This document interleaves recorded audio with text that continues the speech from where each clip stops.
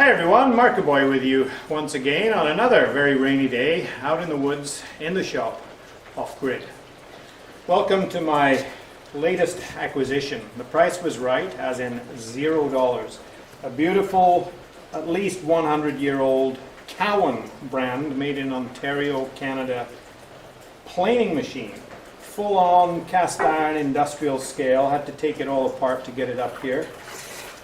Reassembled it. And we're about to pour a renewed Babbitt bearing outboard of the planer head.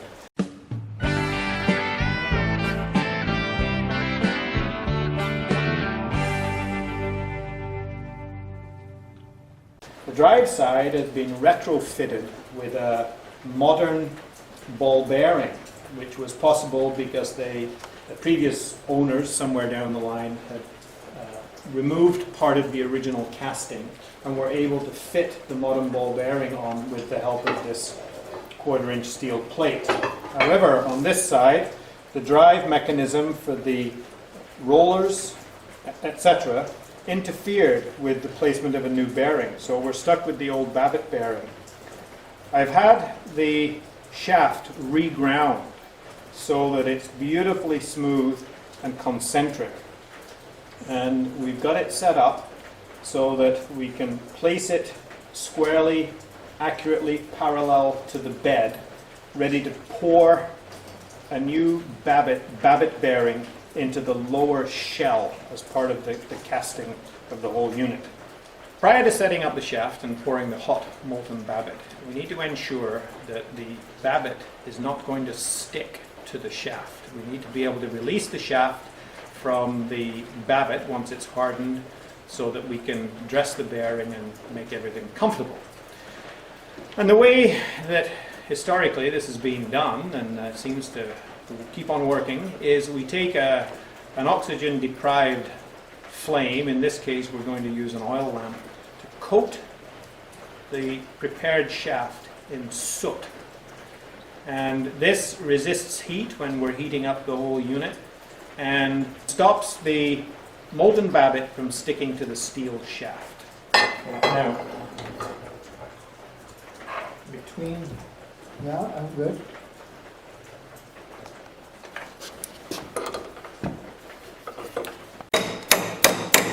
Not supposed to do that.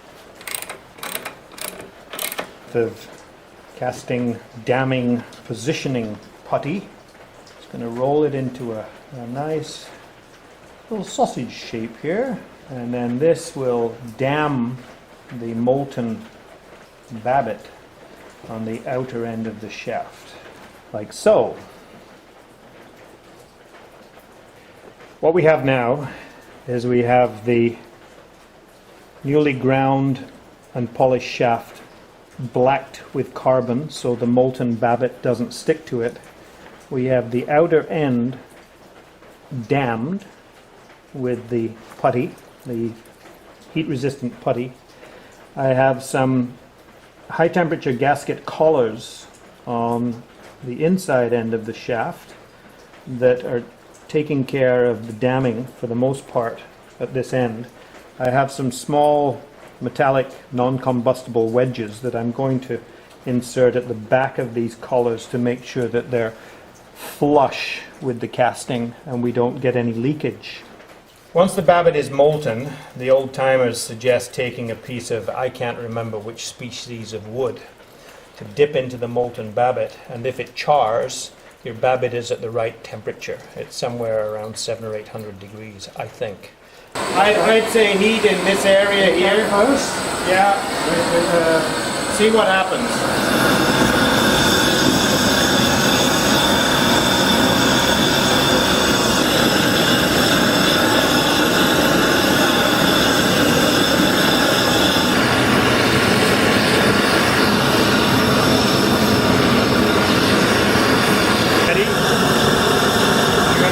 From this side, you just focus on there and you'll see the Babbitt come up the other side. Thank you.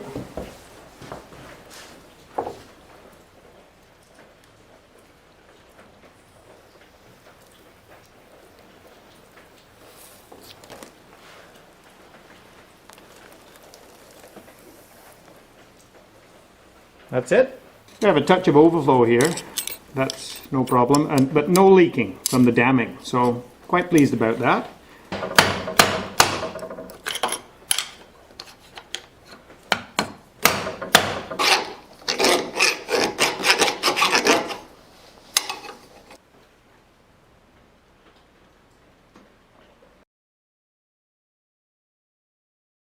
It's been a while since the original Babbitt pour of the lower half of the bearing.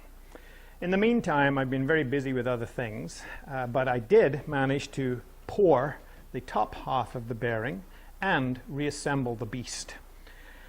I'd like to show you some of the pointers, some of the modifications I've made in putting the machine back together, and then maybe we'll fire it up and shove some boards through. Now, I'd never done a Babbitt pour before in my life, but it's thanks to Keith Rucker and a number of other people out there in YouTube land that showed me how to do it. The power of YouTube is amazing. The top pour went very, very smoothly after we'd practiced on the bottom pour, and at the moment I've just got it fixed in with a couple of bolts. There's two more bolts to be inserted. I'm basically just running in the bearing at the moment, and once it's free and easy and bedded in, then I'll tighten down the 4 bolts. There's a little bit of rag in the top here to accommodate lots of oil, and eventually I'll have a drip oiler installed in here, just like in the olden days. All of the parts, bearings, gears that could be cleaned and stripped down were. There were only a couple of things that I couldn't get apart. But here's the infeed roller with some plain steel bearings, which because of the low speed rotation don't take much wear, and there's lots of surface area. And there's some oiling holes here for each time we use the machine. And the outfeed roller, similarly overhauled if you like, but nothing much to do there except clean it up.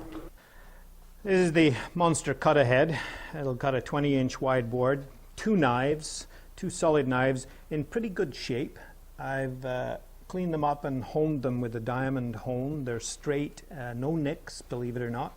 So that's good to go. Freely rotates in the bearings now. And when we poured the bearing and set it up, we made sure that the knives, the cutter head, the knives which I haven't repositioned, are exactly parallel to the old bed underneath here. Now, out in the woods here, one has to be resourceful because it's a long way to go to the hardware store. So when I was building the guards to guard against the belt drives and what have you, I needed a material. Sheet metal would have been great, but I didn't have too much to hand. So my brainwave was to cut up one of these plastic barrels, many of which I have hanging around here. I used to use them in my old water system. So the polyethylene plastic is really tough. It's thick and amazingly flexible, and managed to create a pretty decent guard out of it for both sides, which makes me feel a lot better.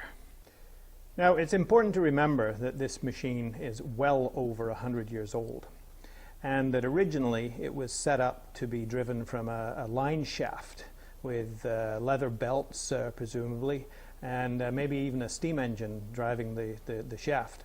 I don't have a steam engine, and I don't have a line shaft, and I have no intention of installing them either. So modifications to the drive and power had to be made. When I acquired the machine in town, there was a 2-horse motor driving the cutter head, and a 2-speed washing machine motor was driving the infeed and outfeed rollers. For my purposes, I've retained the original pulley sizes, but I just installed a single-speed 1/3 horsepower electric motor to drive the wood through the planer using the infeed rollers. Now, this motor will be powered by my Honda generator, and will be separate to the power used to drive the cutter head, which is considerable. I don't have the generating capacity to drive the power head, but having tested this a couple of times, this method works perfectly. A millwright friend of mine advised me that The 5-horse gas motor that I was proposing to replace the electric motor with would be entirely suitable, and in my little test runs that's proven to be so. I have to make sure the drive pulleys and belts are properly hooked up and guarded. I've had a couple of mishaps in testing, but I think I've got it all figured out now, and I'm looking forward to showing you how the thing runs. There's still a few minor adjustments to make on the planer, but at least it's running. Here's the procedure. First, start the generator so we can power the in-feed, out-feed rollers. Next, we do a little oiling and a machine check. So just temporarily, for this I'll have an automatic gravity-fed oiler for the big bearing there. And then there's little oil holes for the in-feed. Just need a few drops. Then start the power in-feed. That's what the generator's running.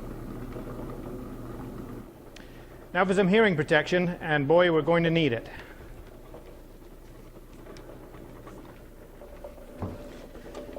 Now start the gas motor. Should be good to go.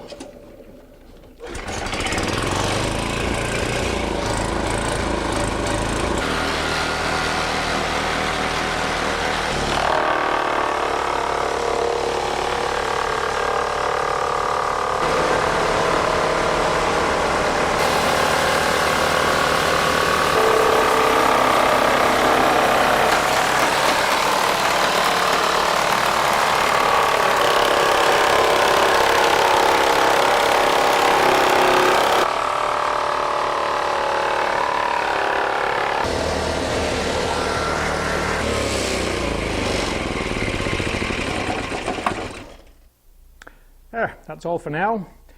After a few more tweaks and modifications, lots more happy planing to come. In the meantime, I'd like to thank you all once again for subscribing. Thanks for watching, and keep those friendly questions and comments coming. I'll see you next time.